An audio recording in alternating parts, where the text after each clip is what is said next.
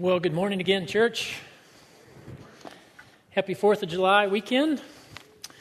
We are this morning going to continue in our series in the book of Proverbs. We've been working our way through that this summer. I'm going to continue.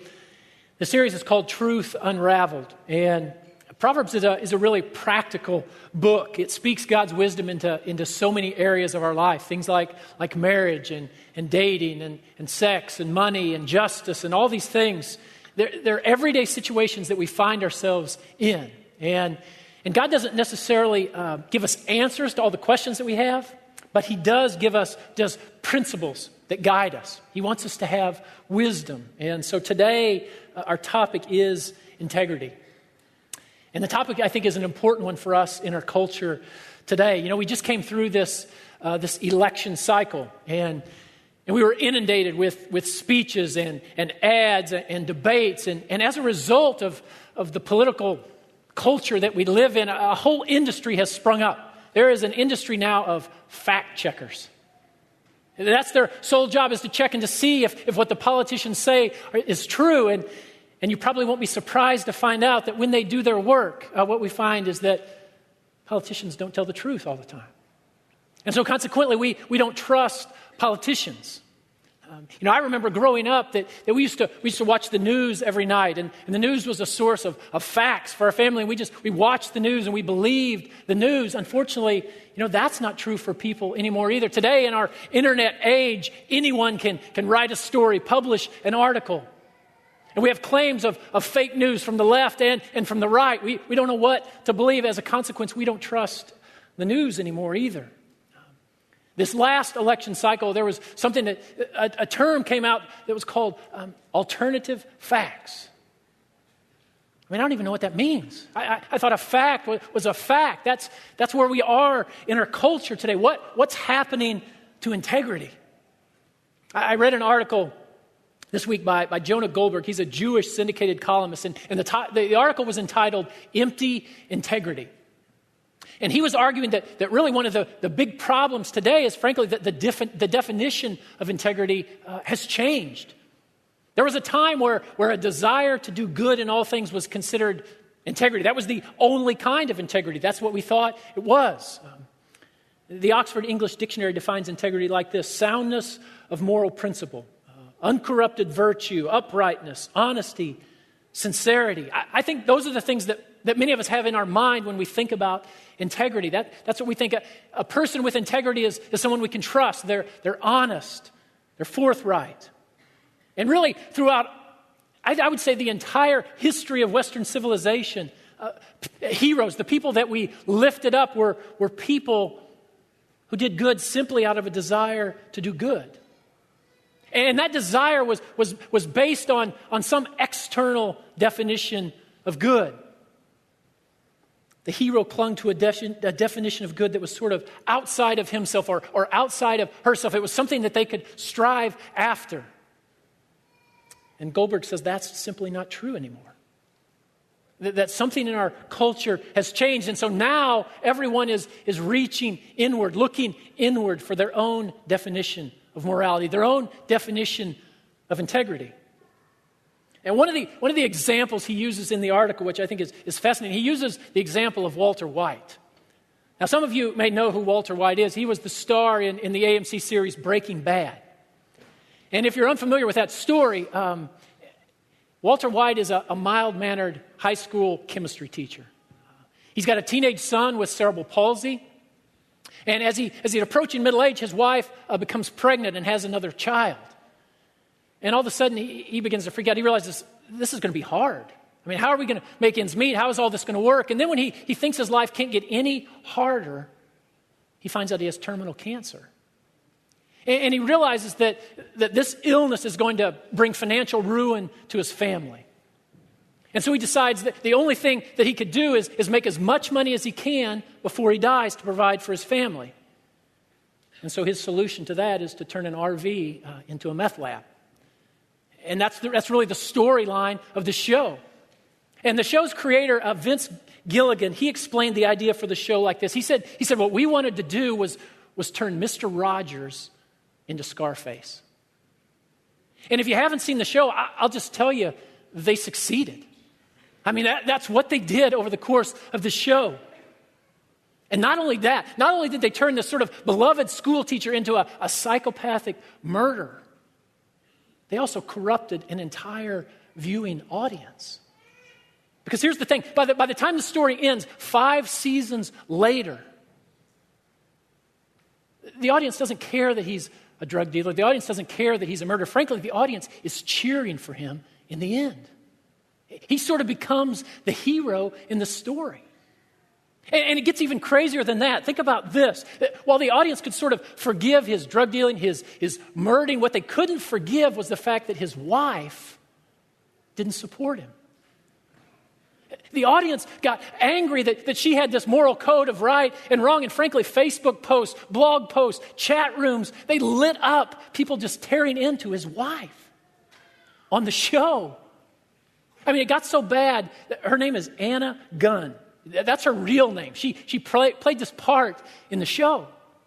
She actually wrote an op-ed piece in the New York Times talking about the tsunami of hate mail she got that spilled over into her personal life. I mean, that's where we are in our culture today. That's what happens when we create our own standards. Walter White had his own code of morality, and if you watch cable TV, Dexter does the same thing. Frank Underwood does the same thing. But it goes beyond cable TV. I mean, the truth is it's hard to find a children's cartoon or a movie that doesn't tell our children to look inside themselves to determine what's right, to find their own sense of integrity or morality. So do you see the challenge?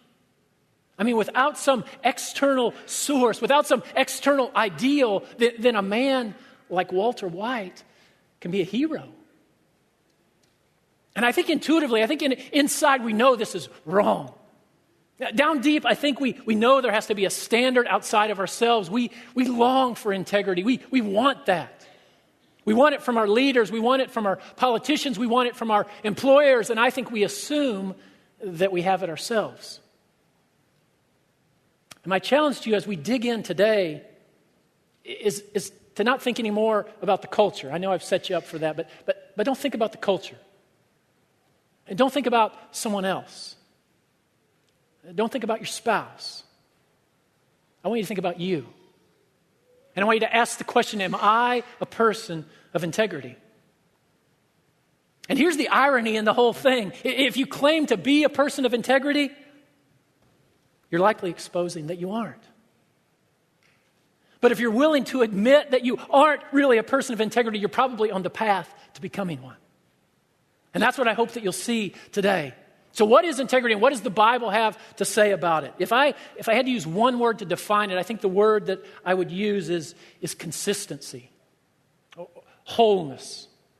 I mean, that's the root word of integrity is integer. It means wholeness. It means complete. And integrity is being consistent in all areas of life. You see, it's got to be more than just being consistent because we could be consistently bad, right? It has to be something different. And I think that's what Goldberg was arguing for. He says we can't make the rules ourselves. There has to be a standard outside of ourselves to govern us. Otherwise, we're just a bunch of hypocrites asking other hypocrites to define what integrity is. Pastor Curtis defines integrity this way. He says it's living consistently according to God's ways in all circumstances at all costs. I think that's a good definition. Living consistently according to God's ways in all circumstances at all costs. The verse we just had read from Proverbs 11:3 speaks to this. The integrity of the upright guides them, but the unfaithful are destroyed by their duplicity. See, the author is setting up a contrast there. The people who are not walking in integrity are duplicitous people. They're not consistent. They're not whole. They're living two lives. That's what he's saying. At the heart of integrity is being consistent according to God's ways in our words, in our behaviors, and in our values. And so what I want to do in our time this morning is just look at three. I want us to look at integrity from three perspectives. First of all, it's doing the right thing when no one is watching. It's doing the right thing even when it's costly. And it's doing the right thing for the right reason. First is integrity is doing the right thing when no one is watching. Proverbs 10:9 says this, whoever walks in integrity walks securely, but whoever takes crooked paths will be found out. Again, the contrast there. The contrast is those who are not walking in integrity are sort of living in secret. They are not consistent. And I think it's a definition, frankly, that the world uses. I'm not sure they realize that they get this from the Bible. You've probably heard people say, maybe in the culture, integrity is who you are when no one is looking. In fact, that's what we've entitled this sermon. Integrity is who you are when no one is looking. And I think on the surface, that sounds good to us. That seems right. Does that make anyone uncomfortable? It makes me a little bit uncomfortable when I think about it. I remember some years ago, there was a professional athlete. He was caught on a camera in a hotel elevator beating up his girlfriend. And it was a horrific scene. And thankfully, it was caught on video, so he was prosecuted. But I just remember in the aftermath of that, I couldn't help but think, what if I was caught on video in the worst moment of my life, and it was broadcast for the world to see? I mean, I've said things to my kids in the heat of an argument that I wouldn't want other people to hear. I mean, we have a strong-willed middle child, and we've had some interactions that I'm not particularly proud of. Integrity is who you are when no one is watching. So have you ever thought about that? I mean, what if people knew everything you did? Or let me ask it another way. What would you do if you knew that nobody would ever find out? That's a question of integrity. Well, what would you do if you knew that no one would ever find out? I mean, do you work harder when the boss is watching than when she isn't? Unless your employer monitors your time on the computer, they don't know how much time you spend on social media at work. I read a survey just recently. In this survey, 90% of the people admitted to wasting time at work on social media, 90%. Over 50% of them said that they waste at least an hour a day. The range went up to 5 hours a day. That's what they were willing to admit to. See, the truth is, when no one is watching, we often behave differently, don't we? I mean, men, I'll just talk to you for a second, but what if everyone could see your internet browsing history? Everyone. I mean, why do you think that hotel rooms that cater to business travelers have a menu of adult entertainment options? The truth is, the entire pornography industry is built on the reality that people act differently in private than they do in public. Integrity is doing the right thing even when no one is watching. Here's a few more situations when no one is watching. Have you ever used someone else's Netflix account so you didn't have to pay for a movie? Ever downloaded any of your friends' music? Ever eaten off your spouse's plate at a buffet? Ever driven over the speed limit? Listen, these are funny. I'm trying to be funny, sort of. But I'm being serious, too. I realize these are little things, but what are we doing when we do that? We're minimizing, aren't we? We're rationalizing. Oh, it's not that big a deal. It doesn't matter. What we're really saying is that we get to make the rules. We get to set the ideal. The ideal comes from in here and not from out here. Remember the definition we started with: living consistently according to God's ways in all circumstances, at all costs. Now, again, I know what you're thinking. You're thinking, Scott, those last examples, those are silly. Those are small. And I would say they are. They're silly and they're small. But I would also say the results the benefit is also really silly and small. I mean, really, I'm going to jeopardize my integrity so I can save $5 on a meal? I'm willing to jeopardize my integrity so I get somewhere 10 minutes faster? Again, they're little things, but little things matter. And far too often, little things lead to bigger things. Listen, I mean, Walter White didn't start out planning to be a drug-dealing murderer. He just wanted to provide for his family when he was gone. But a compromise here and a compromise there, and the next thing you know, it's destruction. Now, I'm not suggesting you're going to become a psychopathic murderer when you speed. I'm not saying that. But listen, I'm just saying that we have to be careful, that it is a slippery slope and that little things do matter. I remember I read a story recently in the New York Times, and there's new information about the sinking of the Titanic. I don't know if you've heard this, but the widely accepted theory of the sinking of the Titanic, it's what I have always believed, I'm sure many of you have believed as well, is that she was sailing along, she hit an iceberg, there was a huge gash in the side of the ship, and she sank. That's what I've always heard. But there's this international collection of scientists and researchers, and they've been doing work. The ship is 2 miles beneath the top of the ocean. It's down in mud at the bottom, and they've been sending these sonar waves down, doing this research. And guess what they found? They found that the damage was surprisingly small. Instead of this huge gash in the side of the ship, there are actually just 6 small slits across 6 watertight holds. You see, it's really small damage. And frankly, it's invisible to almost everyone. And it sunk the Titanic. And I just think we have to be careful because those little things can sink us as well if we're not careful. I mean, I've been with a lot of couples whose marriage has been wrecked by adultery.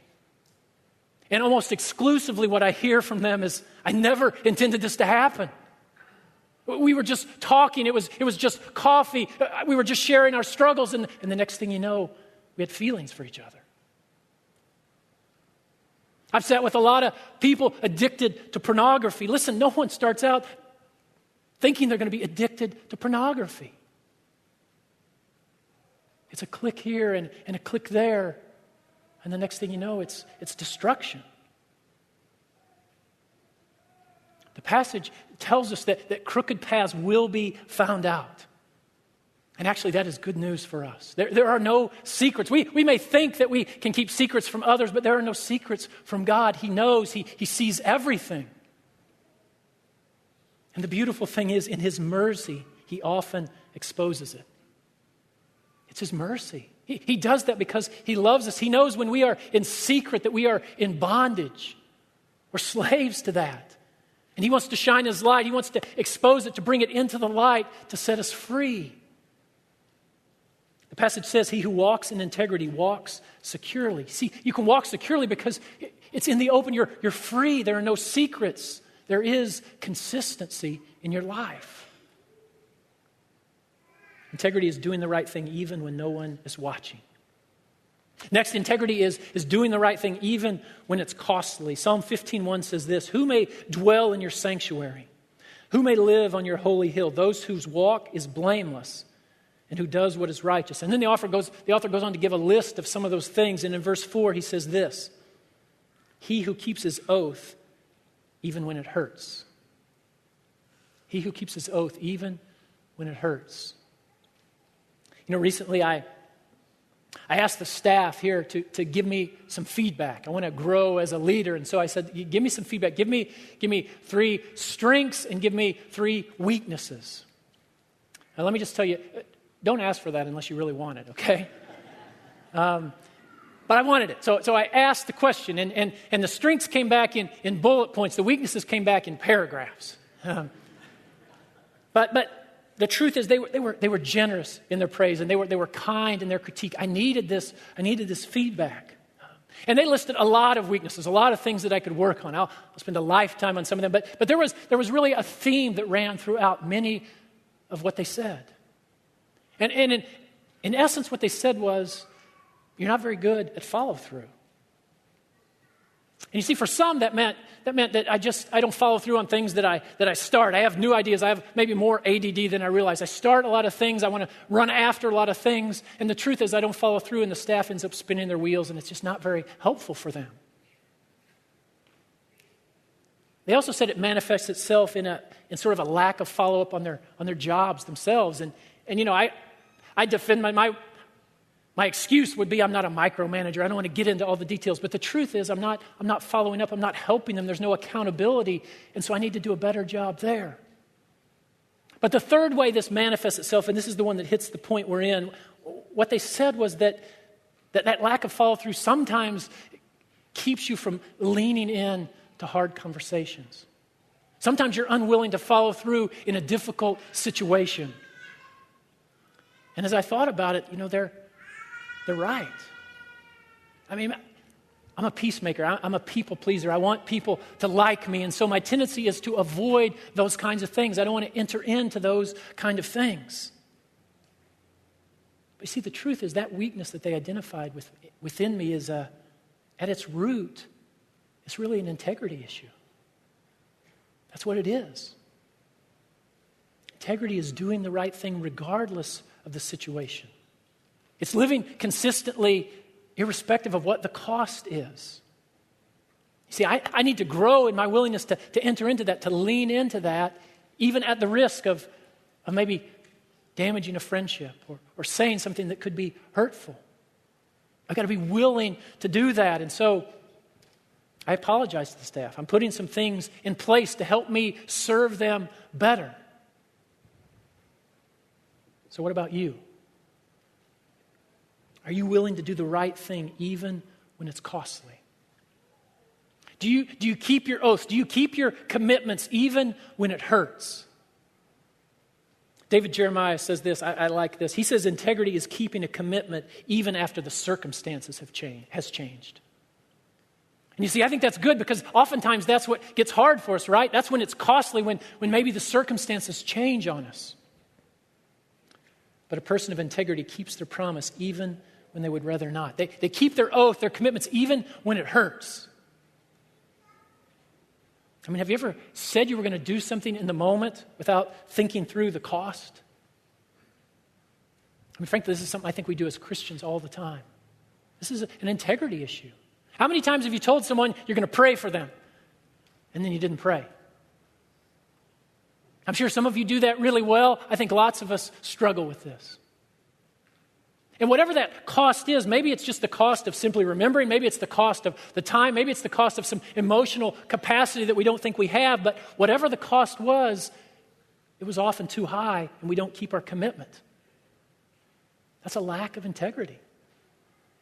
This one may seem a little less spiritual to you, but I think there's something there as well. Just think for a second, are you a person that's on time? Or are you habitually late? I mean, do you realize what you're communicating if that's who you are? What you're telling people is that your time is more valuable than their time. That's what you're saying. I mean, if you say you're going to be somewhere, that's a commitment you're making, and if you're not there, it's an integrity issue.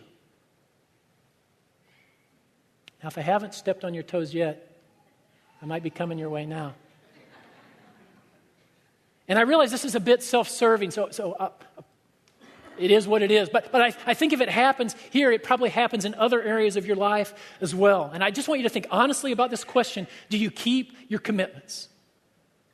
Do you keep your commitments? And here's why I ask. At this church, we have some amazing volunteers. We have people that serve faithfully here. The truth is we couldn't do church like we do it without the faithful service of volunteers here. But others of you, you sign up to serve, or you sign up to be in a community group, and then you don't follow through. You don't keep your commitments.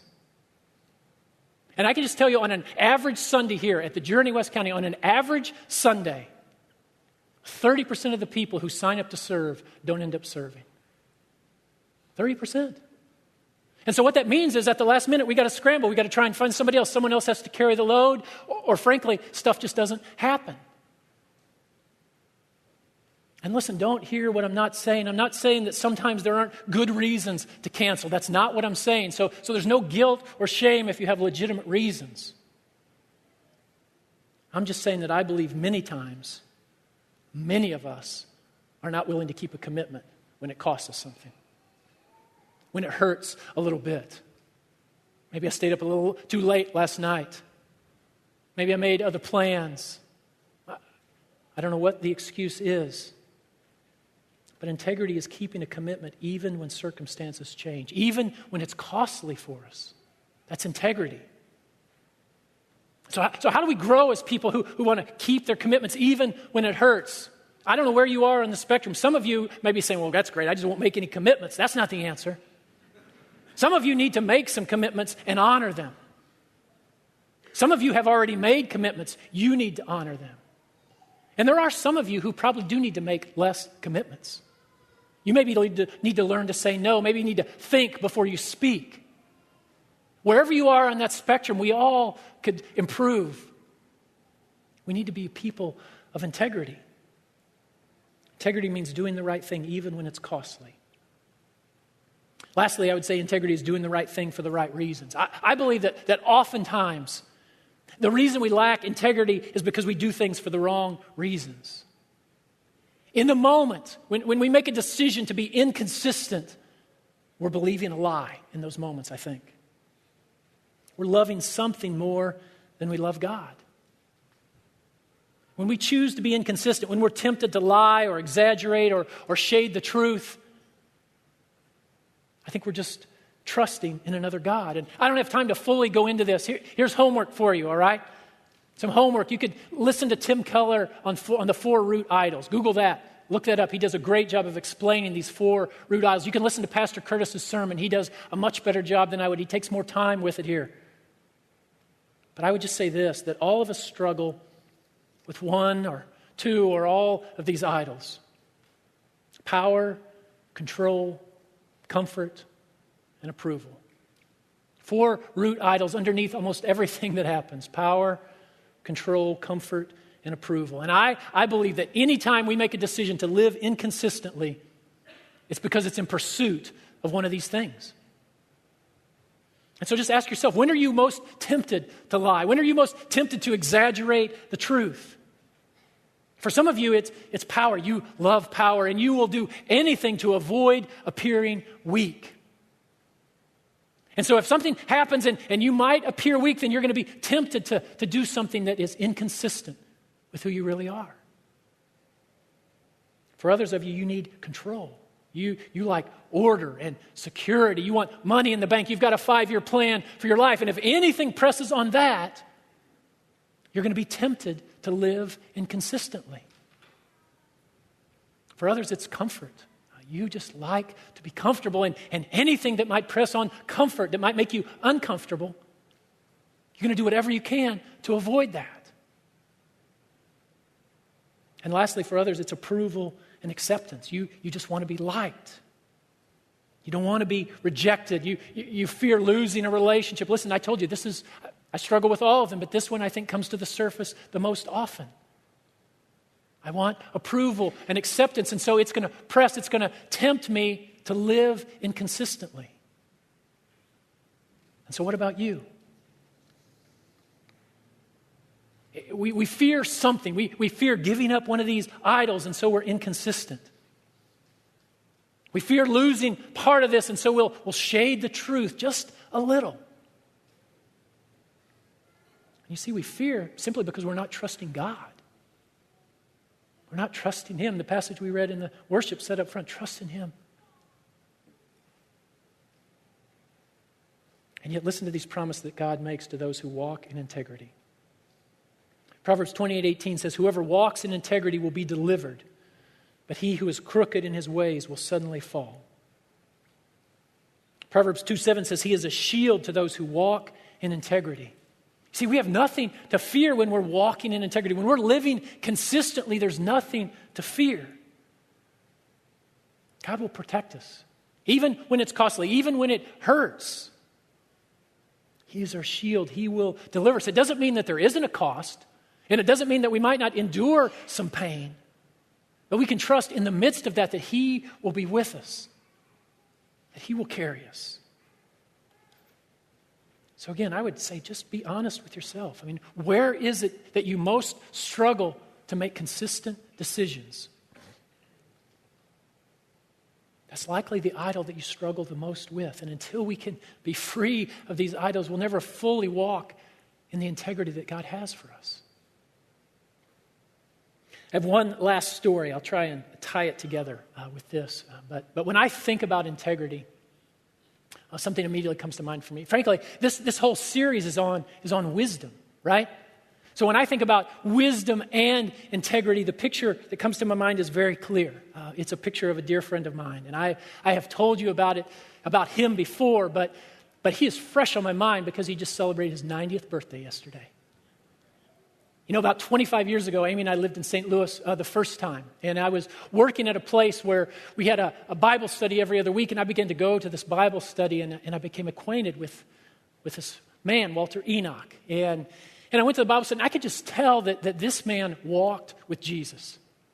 And I could tell that he was full of wisdom, and I knew I just needed that. I wanted that.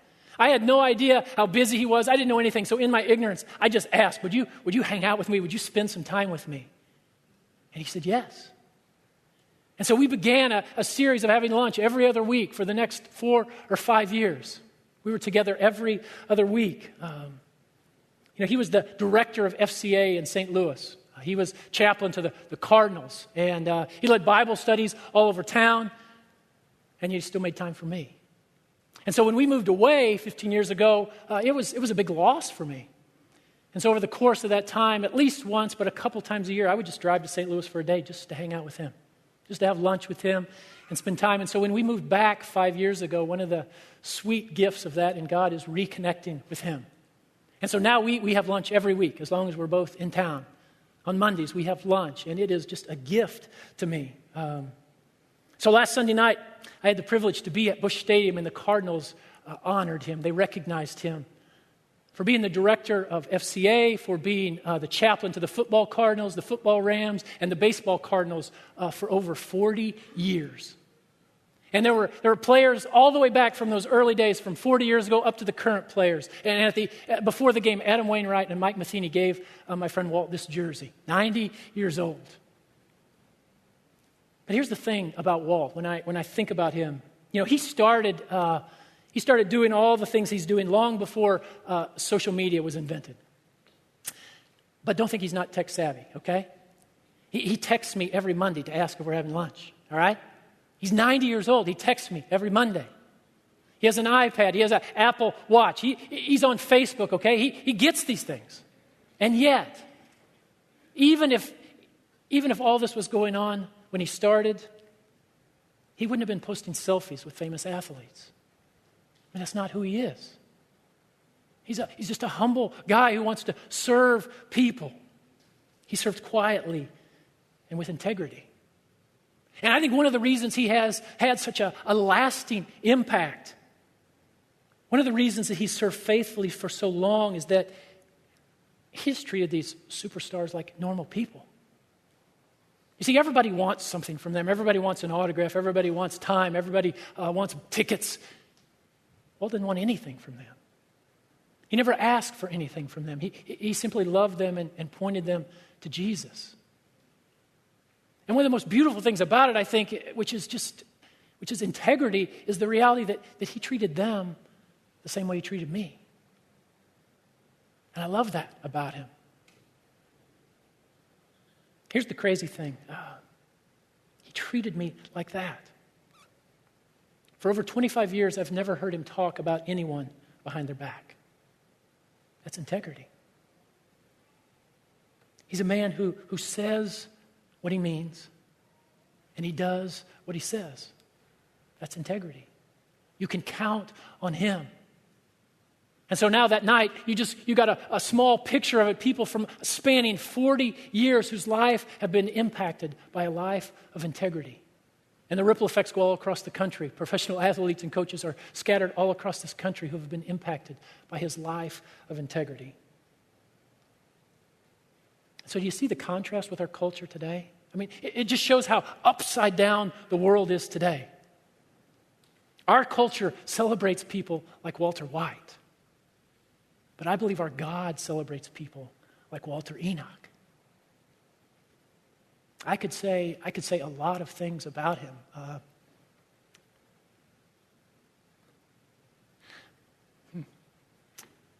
But I think the thing I'm most proud to say is that he's my friend. I love that.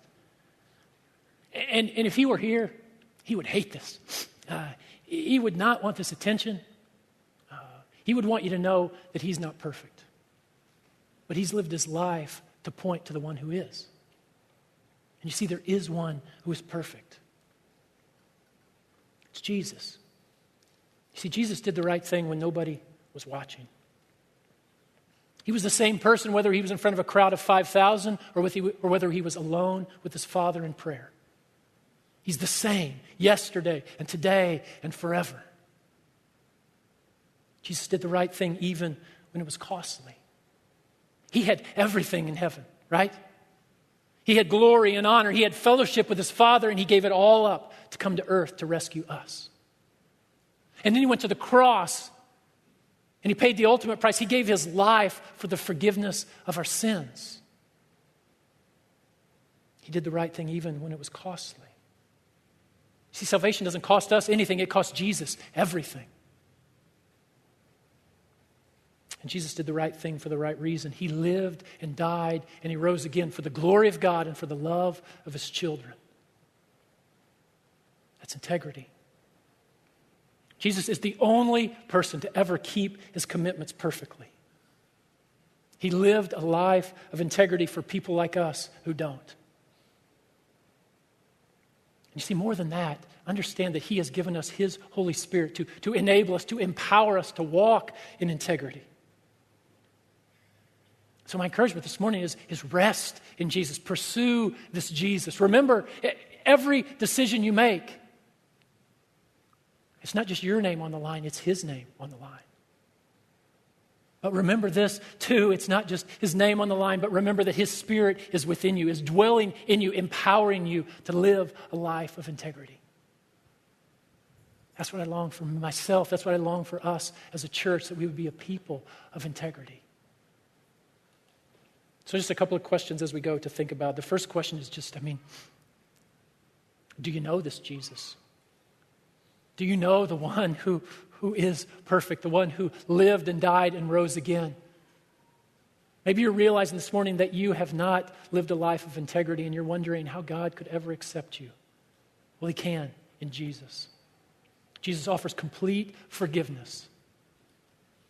He simply says, repent and believe. Turn from those idols. Turn to me and I will forgive you. So if that's where you are this morning, but we want to talk to you, don't leave without having a conversation with someone about that. But some of you, I want to just ask, my fear is that many of us live in secrecy. That we're trying to hide things from others. We're trying to hide things from God. We believe the lie that if people really knew who I was, that they wouldn't accept me. If God really knew what my life was like, he could never love me. That's a lie from the enemy.